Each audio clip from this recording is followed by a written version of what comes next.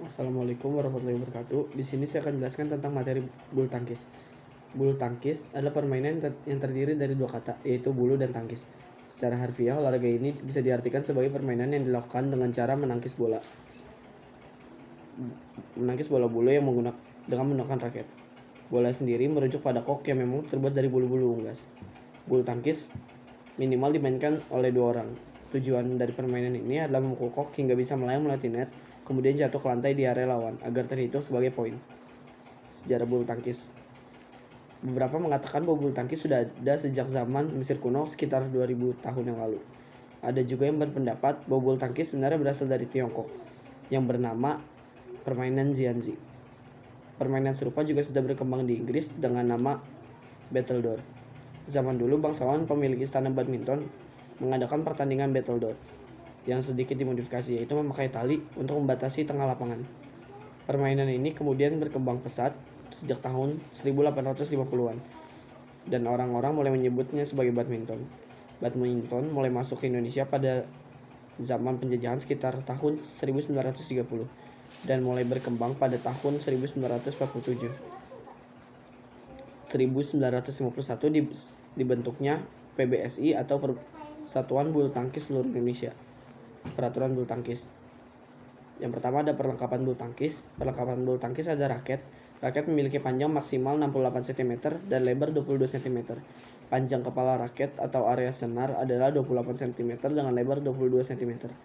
Raket biasanya terbuat dari kayu atau aluminium dengan berat tak lebih dari 150 gram. Kok terbuat dari 16 helai bulu yang ditancapkan pada gabus berdiameter 25-28 mm. Berat standar kok adalah sekitar 4,74 sampai 5,5 gram. Sedangkan tinggi kok antara 60 sampai 74 mm. Jumlah pemain. Ada pemain tunggal yaitu 1 lawan 1 dan bisa dimainkan oleh tunggal putri ataupun tunggal putra. Ganda yaitu satu tim terdiri dari 2 orang. Ada ganda putra, ganda putri, serta ganda campuran. Penentuan awal permainan. Pertandingan diawali dengan undian, yaitu menggunakan metode lempar koin yang dilakukan oleh wasit. Undian ini untuk menentukan pemain mana yang harus melakukan servis terlebih dahulu. Penghitungan skor. Penentuan kemenangan di olahraga ini menggunakan sistem best of 3 atau pemenang 2 babak. Jadi permainan bulu tangkis bisa berlangsung sebanyak 2-3 babak. Apabila ada pemain yang memenangkan 2 set berturut-turut, babak ketiga tidak perlu dilakukan. Di tiap setnya pemenang adalah pemain yang berhasil mengumpulkan poin 21 lebih dulu. Apabila terjadi kedudukan imbang di skor 20-20, pertandingan akan dilanjutkan sampai salah satu tim unggul dengan selisih 2 poin. Pelanggaran. Kok menyangkut di net. Raket menyentuh net saat memukul kok. Saat melakukan pukulan, raket melewati net dan masuk ke area tim lawan. Kok sudah dipukul tetapi jatuh di area sendiri. Saat menerima servis, pemain sudah bergerak dulu sebelum kok berhasil dipukul. Saat melakukan atau menerima servis, pemain menginjak garis batas lapangan. Kok jatuh di luar lapangan atau meluncur lewat bawah net. Kok dipukul 2 kali baik oleh satu maupun 2 pemain dalam satu tim. Pemain sengaja mengulur-ngulur waktu pertandingan. Pemain secara sengaja melakukan hal yang mengganggu tim lawan. Ukuran lapangan bulu tangkis. Menurut PBSI, panjangnya 13,40 meter, lebarnya 6,10 meter, tiang-tiang netnya 1,55 meter, tinggi netnya 1,52 meter, jarak garis servis depan ke net 1,98 meter, jarak garis servis tengah ke garis samping 3,5 meter, jarak garis belakang ke garis belakang 0,76 meter. Permainan ganda. Jarak garis samping ke pinggir lapangan 0,46 meter. Permainan tunggal. Ukuran lapangan menurut standar BWF. Panjangnya 13,4 meter, tunggal dan ganda. Lebarnya 5,18 meter, tunggal, dan 6,1 meter untuk ganda. Teknik dasar bulu tangkis. Cara memegang raket. Teknik memegang raket sebagai berikut. Teknik forehand. Teknik ini sama seperti ketika kita memegang benda pada umumnya. Tangan harus menggenggam pegangan raket, sedangkan telunjuk atau ibu jari membentuk sudut atau huruf V. Teknik backhand. Teknik sama seperti teknik forehand, hanya saja posisi ibu jari tidak bertemu dengan ujung jari lainnya, melainkan sejajarkan dengan pegangan raket sehingga mendekati telunjuk. Posisi badan atau sikap berdiri. Sikap berdiri dalam bulu tangkis, badan bertumpu pada kedua kaki. Kedua kaki dibuka selebar bahu dan agak ditekuk. Bisa juga salah satu kaki ke depan dan yang lainnya sedikit ke belakang. Tangan agak diangkat dan ditekuk sehingga raket sejajar dengan dada atau kepala.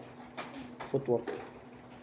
Bulu tangkis menentukan para pemainnya untuk bergerak lincah dan cepat. Karena itu, footwork punya peran yang sangat penting di dalam permainan kaki tidak hanya untuk memposisikan badan tetapi juga sebagai tumpuan. Servis bulu tangkis. Servis artinya memukul kok untuk memulai permainan. Teknik ini ada 3 macam. Yang pertama ada forehand pendek. Pemain memukul kok dengan tidak begitu kuat, akibatnya kok meluncur dan akan jatuh di sekitar net atau di area depan tim lawan. Forehand tinggi. Teknik ini dilakukan untuk membuat kok melambung tinggi dan jatuhnya cukup jauh di area net. Teknik ini bertujuan agar kok bisa jatuh di belakang pemain lawan, sehingga mereka kesulitan untuk mengembalikannya. Backhand dilakukan dengan tenaga sedang, tujuannya agar kok bisa jatuh di dekat garis serang lawan dan mendarat setelah sedikit melewati net. Hal ini juga bertujuan agar lawan kesulitan mengembalikan serangan. Cara memukul. Yang pertama ada pukulan lob. Teknik ini dilakukan dengan cara memukul kok agar bisa terbang setinggi mungkin dan jatuhnya di belakang garis lapangan area tim lawan. Pukulan seperti ini biasanya akan membuat lawan kewalahan sehingga mereka pun jadi cepat lelah. Kedua ada drop shoot. Pukulan drop shoot bertujuan untuk mematikan pergerakan lawan. Pukulannya dilakukan secara lurus dan menggunakan tenaga kecil atau perlahan, tujuan agar kok bisa jatuh di sekitar net. Yang ketiga ada drive. Drive adalah jenis pukulan yang mendatar. Arah pukulannya bisa lurus atau menyelang untuk menyasar sisi samping tim lawan.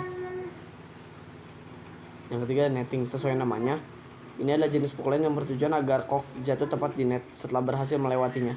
Pukulan netting ini cukup sulit dilakukan karena butuh akurasi tinggi. Dan yang kelima adalah smash. Smash adalah jenis pukulan yang bertujuan untuk menyerang sekaligus mematikan gerakan lawan.